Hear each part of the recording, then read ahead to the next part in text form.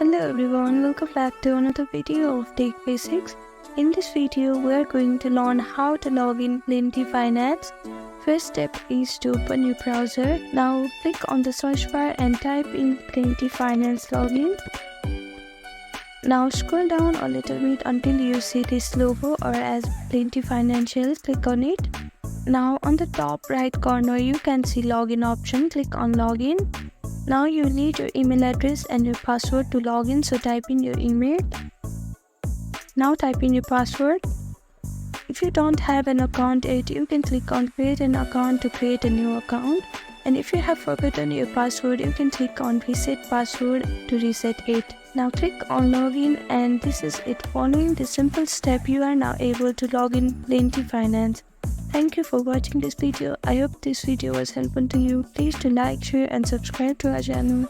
And don't forget to comment down below. Thank you.